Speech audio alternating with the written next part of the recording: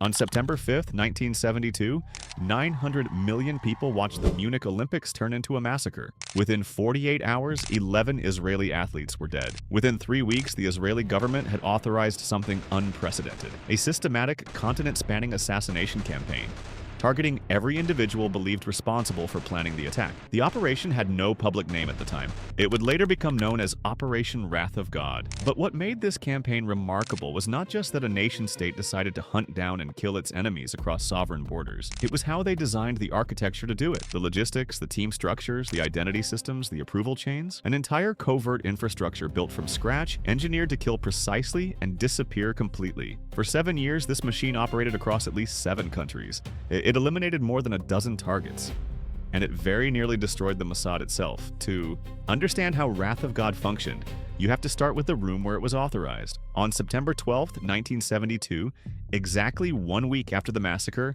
Israeli Prime Minister Golda Meir convened a meeting in her office in Tel Aviv. The attendees were few: Defense Minister Moshe Dayan, Mossad Director Zvi Zamir, who had flown to Munich during the crisis and watched the failed rescue unfold from the airport tarmac, and a small number of senior intelligence officials whose names remain classified to this day. What emerged from that room was Committee X. This was not a formal body within the Israeli government. It had no charter, no published minutes, no legal framework. It existed for a single purpose: to identify, approve, and authorize the killing of specific individuals connected to the Munich massacre and to the Black September organization that had carried it out. Each target required individual approval. A name would be presented with an intelligence dossier, documenting the individual's connection to Black September, their role in planning or supporting the Munich operation, and their current location. Committee X would review the evidence and vote. If approved, the name was passed to the operational branch. No target could be eliminated without this authorization. The committee reportedly approved approximately 20 names over the course of the campaign. The man who translated those approved names into dead bodies was Mike Harari. A veteran Mossad officer born in 1927, Harari headed Caesarea, the Mossad's covert operations division, responsible for activities outside Israeli territory. Caesarea operated independently from other Mossad departments. Its agents did not work from embassies or consulates. They carried no diplomatic passports, had no official cover, and received no diplomatic immunity. If caught, they were on their own. Harari's genius was organizational. He did not design a single team to carry out all operations. Instead, he built a modular system: small, self-contained cells of approximately 15 operatives each, with rigidly defined roles. No cell knew the full scope of the campaign. No operative knew how many other cells existed. Compartmentalization was absolute. If one cell was compromised, the others could continue operating without interruption. Each cell contained the same basic architecture. At the top sat the team leader, the case officer who received instructions from Harari and coordinated every element of the operation. Below the leader were 2 or 3 combatants, the operatives who would carry out the actual killing. They were selected for psychological composure, language skills, and the ability to blend into European cities without attracting a second glance. Supporting them was a surveillance unit of 4 to 6 agents responsible for locating the target, mapping daily routines, identifying entry and exit points, and confirming the target's identity before any action was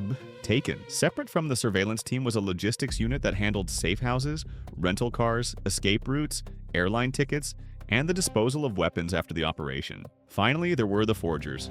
Mossad's document fabrication capability was among the most sophisticated in the world. Each operative carried meticulously crafted cover identities, complete with passports, driver's licenses, and supporting documentation from countries whose citizens could move through Europe without suspicion. A single operative might carry 3 different identities during one mission, switching between them as they crossed borders. Financial infrastructure was equally deliberate.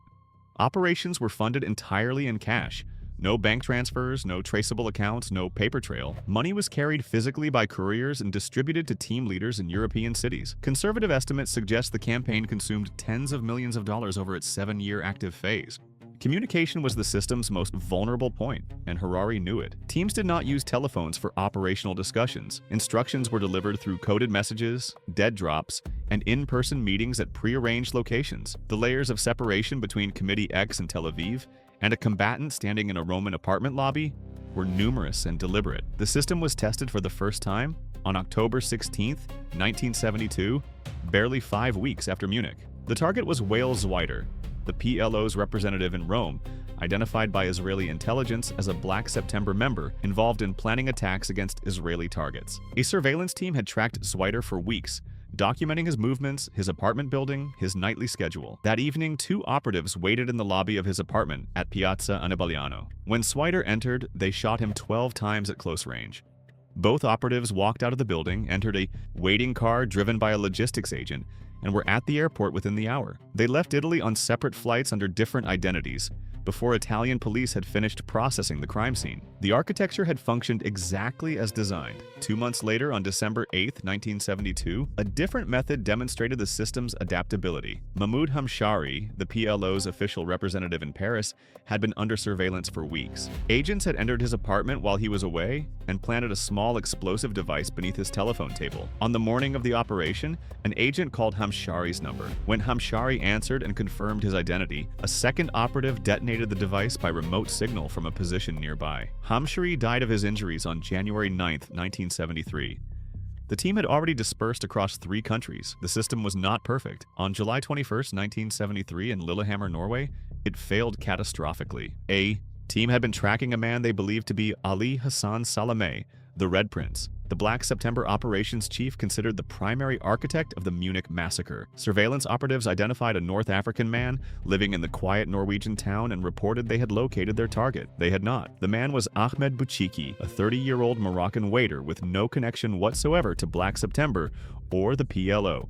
2 operatives shot Bouchiki on the street in front of his pregnant wife. Norwegian police, unaccustomed to political assassinations in their country, responded with extraordinary speed. Within 24 hours, they arrested 6 members of the team. 2 agents, Sylvia Raphael and Abraham Gamer, were tried and convicted in Norwegian courts. The arrests exposed operational methods, cover identities, and communication procedures that Harari had spent months building. Harari himself narrowly escaped the country, the Lillehammer disaster temporarily, halted the entire campaign and forced a complete restructuring of the operational architecture. But the Mossad did not abandon its primary target. Ali Hassan Salameh remained on the list. For nearly 6 years after Lillehammer, Israeli intelligence tracked him across the Middle East and Europe. On January 22, 1979 in Beirut, a Mossad agent operating under the cover name Erica Chambers, who had spent months establishing herself as a British charity worker in the city, detonated a car bomb on Rue Madame Curie as Salameh's motorcade passed her position. Salameh was killed instantly. 4 bystanders also died in the explosion. 18 others were wounded. The man the entire apparatus had been built to reach was finally dead.